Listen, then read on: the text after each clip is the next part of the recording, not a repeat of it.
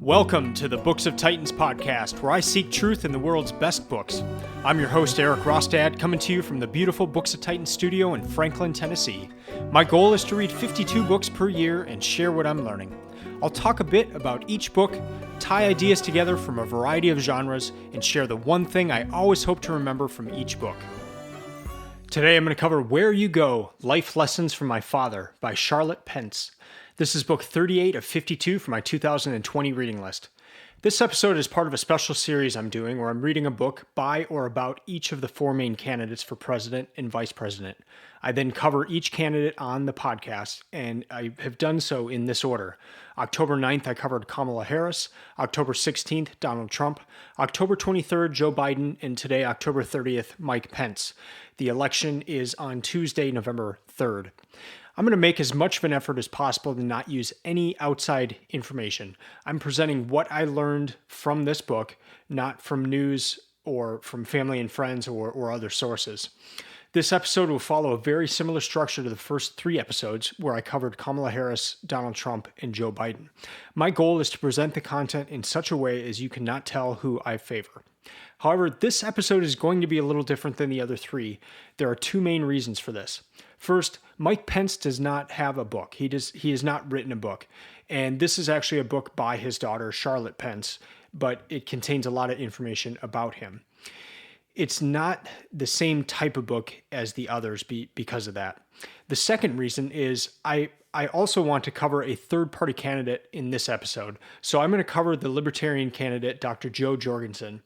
Dr. Jo Jorgensen does not have a book either, and so I will only be able to consult outside information for what I present about her. So I'll stick to the basic details about her life and policy stances that I've found both on Wikipedia and on her website and a few other places. As such, this episode will consist of the following segments. The first segment will be all about Mike Pence, personal, professional, policy, and then one thing that really stuck out to me about him. Segment 2 will be about Dr. Jo Jorgensen, her personal, professional, and policy.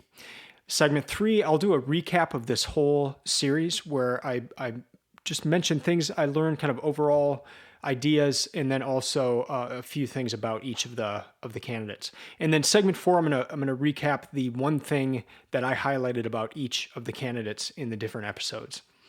So for this book by Charlotte Pence, it was released in 2018, and it covers her time traveling with her parents on the campaign trail and after the election from 2016 to 2017, into the summer of 2017. As for Mike Pence, here's a personal timeline for him. He was born in 1959, which puts him as a member of the Boomer generation. And boomers are from 1943 to 1960, and I take that delineation from the Generations book by William Strauss and Neil Howe, and so that it puts him towards the tail end of the boomer generation. We've had three boomer presidents. One was is Donald Trump, and then the other two are Bill Clinton and George W. Bush. Pence grew up one of 6 children. His father served in the Korean War, and he made this one statement about his father that he never got over the guilt of coming home.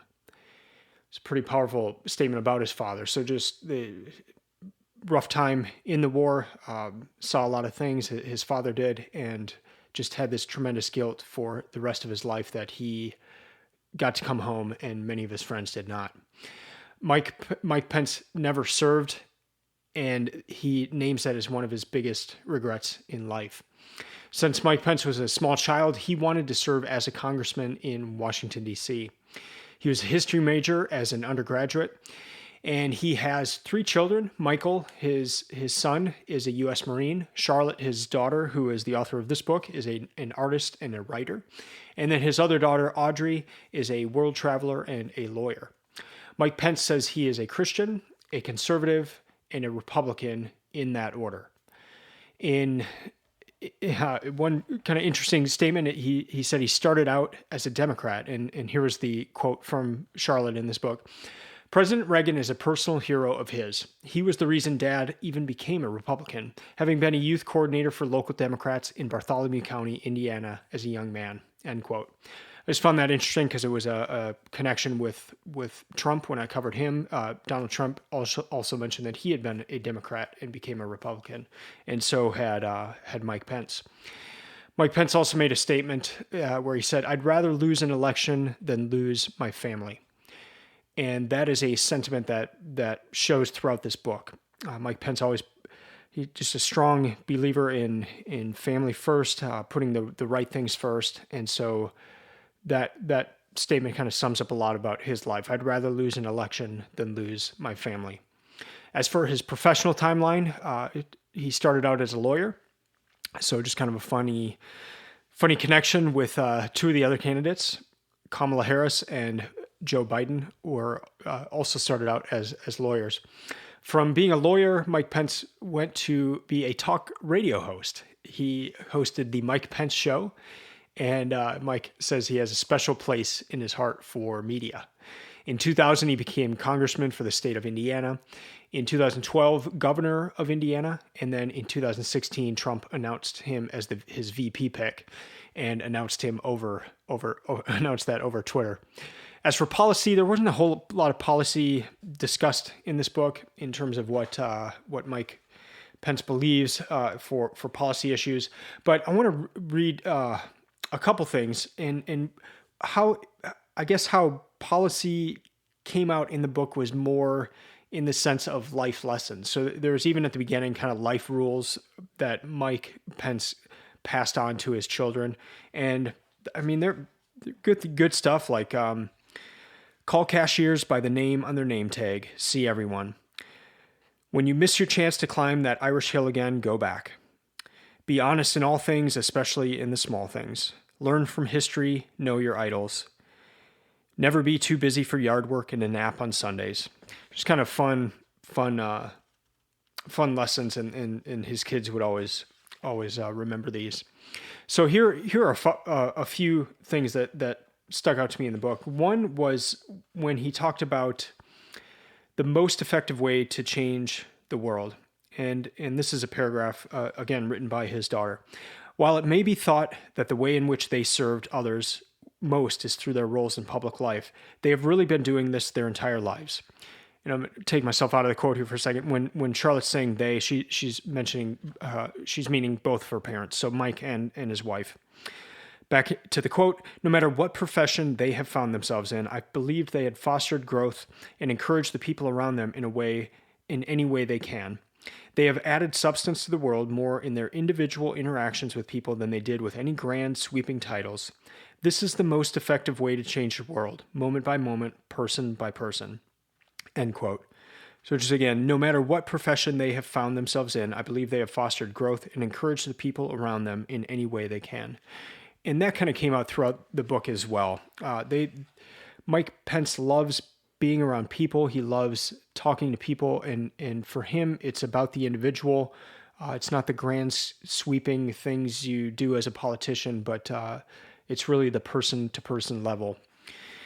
Another interesting thing is, since this had largely to do with the campaign trail, Charlotte Pence was noting that they had a map in the front of the plane that they would use to travel around the country as they were campaigning in 2016. And they would put a pin in every spot that they went. And here's what she says. Some may say that map was why Trump won. Not the physical piece of it, but the theory behind it. The Trump campaign looked at the empty spots that needed attention, needed pushpins in them.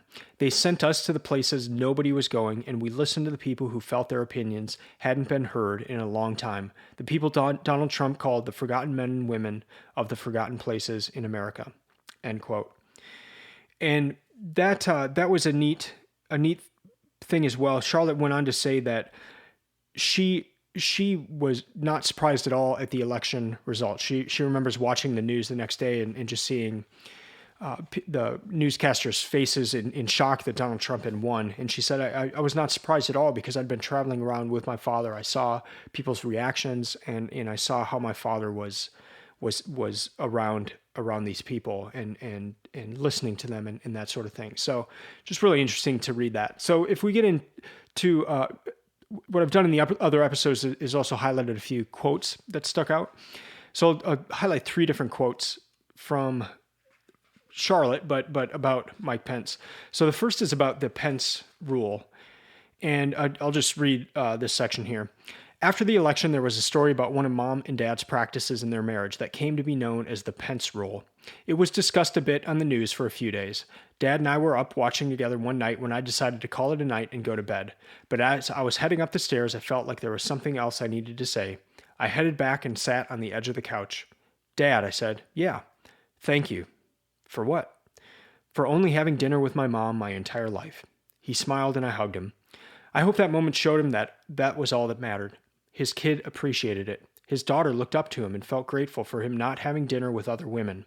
At the end of the day, at the end of our lives, it only matters what we did, what was right for the people who matter most. Next quote, meeting real people.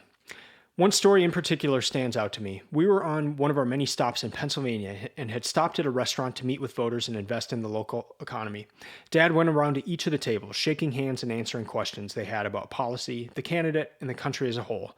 This is truly one of Dad's favorite things to do as a politician, if not the favorite thing, meeting with real people, talking to them, and gaining their insight. End quote. Last quote. Truth be told, I don't agree with Dad on everything policy related, and we have spirited, healthy debates about this. I'm not a politician, and it is my opinion that my political beliefs do not need to be publicly broadcasted. I understand that others would find it perhaps fascinating if I were to vote against him in an election. However, this would not be strange in my family. In fact, it would be celebrated if I decided to do that. This is because our beliefs are our own. We do not have to agree with our parents in their politics, religion, or way of life. They encouraged us to have our own opinions, yet to have an open mind towards theirs. This is the way in which I was raised. Being open-minded does not mean that you have to agree with everything or disagree with everything, or have no opinion at all. It simply means that you have to be curious. You have to be open to attempting to understand another point of view. Once someone's position is formed, you also need to respect their opinion and allow them to have it without being ashamed. This was not only encouraged in my family growing up, it was practiced. End quote. As for the one thing that stuck out about Mike Pence, I'd have to say it's that statement I read under the policy section where he said the most effective way to change the world is person by person. And then also just his focus on his family and not wanting to mess that up, not wanting to risk further glory in terms of position or renown, but lose his family in the process. And it reminded me of a book I read for this project, All the King's Men. And in that book, I knew it was going to be about a politician, and I thought it might be about like the grand sweeping things that this politician was able to do in his society. And I remember this being my one key takeaway about All the King's Men. And it was this, that what mattered in that politician's life was how he treated those closest to him. And he treated them horribly. This was in the novel, All the King's Men. He treated them horribly, and that ended up being the ruin of his life. And with Mike Pence, you just see the exact opposite. I mean, his focus is first on his family. That is most important to him. And then anything he does outside of that is gravy. But just that was the one thing that really stuck out to me about Mike Pence.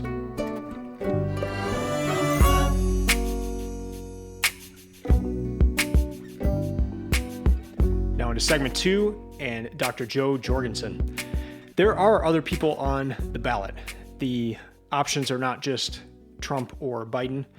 On my Tennessee ballot, there are actually 7 independent candidates running for president. One of those is Kanye West. Another is Dr. Joe Jorgensen. There are a lot of people who will tell you that if you vote for a third-party candidate, you're just wasting your vote, or worse, you're helping one side or the other by voting for a third party. But the fact is, if you vote for a third-party candidate, you are voting for a third-party candidate. So it is an option, and to give credence to that option, I wanted to at least highlight one of the 7 independent candidates. The reason I chose the Libertarian Party candidate is that she is on the ballot in all 50 states plus the District of Columbia. Also, according to the Federal Election Commission, if a third party gets over 5% of the popular vote, they're eligible for public funding in the next election cycle. So if you live in the United States, you pay taxes, and on your tax return, you have the option to select a box that says give $3 to the public funding for elections. And that fund is there. And if you get over 5% of the vote, your party, you can get some money that would help you in a next election. So that's another reason why some people may want to vote for a third party. So to go into Dr. Jorgensen's life a little bit, she was born in 1957. So that puts her in the boomer generation. She was born in Libertyville, Illinois, is ancestrally Scandinavian. So she is the granddaughter of immigrants from Denmark and Sweden. In 1979, she earned a Bachelor's of Science in Psychology at Baylor in Texas. In 1980, she earned her MBA at Southern Methodist University. And then in 2002, she got her PhD at Clemson in Industrial and Organizational Psychology. She's married. She has 2 daughters and now a grandson. And unfortunately, her mother passed away just last month in September. So September 3rd, 2020, she took a little time off her campaign for that. As for her professional timeline, in 1992, she ran for the U.S. House of Representatives in South Carolina. She lost with just 2.2% of the vote, but she ran as the Libertarian Party. In 1996, she was the vice president for the Libertarian Party candidate with author Harry Browne, who was running for president, and they received 0.5% of the popular vote. She is a senior lecturer at Clemson, and she's been that since 2006. One of the courses she teaches is on pursuing happiness. In 2019, she formally launched her campaign for president, and she is the first woman to become a Libertarian nominee. Spike Cohen is her vice president. For policy, I'm going to highlight 3 policy stances by her, and I'm just going to read from things I found online that give a little more detail. So the first policy issue is free market healthcare. And so she believes in having financed spending, for people to finance spending accounts. And then they would pay money for their medical and their healthcare from that account. And so it would create competition in her mind in that people would be paying for their own healthcare. It wouldn't go through insurance. And so that would create competition. So here's a little more of what she says about that. What I've been telling voters is that if you look at only 2 somewhat free market healthcare systems or healthcare fields in the U.S., they've been going down in price. For instance, LASIK eye surgery. If you look from around the early 90s to around 2012, prices dropped 70 to 75%. Because people paid for that with their own money. The different clinics had to compete. So while the prices are going down 70% in that field, general healthcare costs are going up 125%. Because with general healthcare, you're not paying the price. You couldn't even comparison shop if you wanted to. Around 15 years ago, I didn't have insurance for a while and had to have an MRI or CAT scan. So I called a few places to find out how much it costs. Nobody could tell me. They said, "We have to ask your insurance company." I said, "Well, I don't have insurance." "We can't tell you." I mean, imagine having to buy a car like that or a computer and being told, "We just can't tell you the price." End quote. Second policy issue is on Social Security. She's for individual retirement accounts replacing Social Security. So here's a quote about that. "All the young people are saying, I'm never going to see a dime of that money. And in fact, a lot of 50-year-olds don't believe they're going to ever see that money. They have reason to be concerned because that money, which was supposed to be put in a separate trust, was not. That money was used to keep the government going. So there is no money to be paid out. In fact, if you look, if Social Security were a private business, like a private insurance company or private retirement fund, they would be breaking the United States law. So here's what I'm suggesting we do. We sell a lot of the government assets that were bought with citizens' money. Then, first of all, we basically give the people who have retired their money back if they want it back. And then to the younger people, we just tell them you can opt out. You would be much better off. Even young people are saying, I'd be much better off having my own system than putting money into a failing system which does not have a good return on investment anyway." End quote. The final one is government spending, which she would like to cut, and then on the flip side of that, not adding any more to the national debt. So Dr. Jorgensen says she will veto any bill that adds so much as a dime to the nation's crippling debt. And then another quote by her, "I think it could help everybody. Speaking as somebody who studies human behavior and who studies psychology, I understand that people are happiest when they get to make their own decisions, when they're autonomous instead of being told by others what to do. This is the way that we can live peacefully and happily. So since I do teach psychology and I've got a PhD in psychology, I understand that people do more of what they're rewarded for and they do less of what they're punished for. If you're a healthy human being, you look out for your own self-interests. That's just our nature. We have a need to survive." End quote.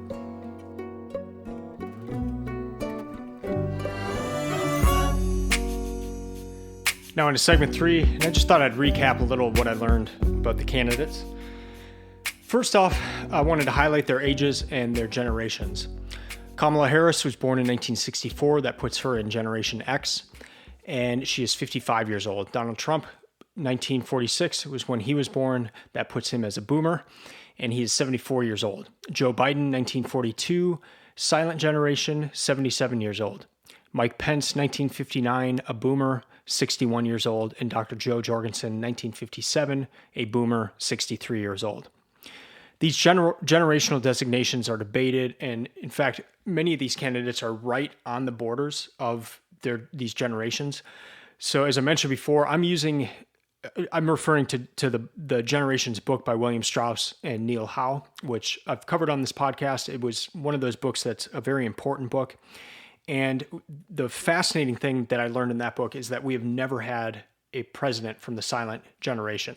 There have been plenty who have run, but no one has ever been a president who was born in the as part of the silent generation. Silent generation was the generation right after the GI generation, which Tom Brokaw called the greatest generation. And they have it's amazing. I mean, there are 7 GI presidents, 0 silent generation presidents. We've had 3 boomer presidents, and we've had 1 Generation X president, Obama, who is pretty close on the border between boomer and Generation X. So again, Kamala Harris is Generation X, Donald Trump boomer, Joe Biden silent, Mike Pence boomer, and Dr. Joe Jorgensen boomer. Another thing that stuck out to me is the professions. So again, we have 3 lawyers, Kamala Harris, Joe Biden, and Mike Pence, and 1 real estate magnate, and then 1 business consultant / university lecturer. I was surprised to see some working across the aisle in these books. And there were a number of examples, but here were some examples of kindness that really stood out to me. The first was in the Pence book, so again, by her daughter, where once Mike Pence has become vice president, they go to the vice president house in Washington, D.C., and the Bidens are living there. And the Bidens welcome them very kindly, show them around the house, and Charlotte Pence just mentioned how kind the Bidens were to the Pences. A second thing was when Charlotte Pence was at an event and Hillary Clinton was there, and Charlotte really wanted to meet Hillary. And she said this: "She could have been rude to me. She could have dismissed me with her tone or the way she spoke, but she didn't do that. Instead, she took me seriously as an individual person, and honestly, not many people do that. Of all people, she would have been somewhat justified in being curt to me, but she was not." End quote. And I thought that was interesting. Here, they're in a room full of people, and she just was telling how Hillary was just focused on her that whole time. And that made such an impression on Charlotte Pence.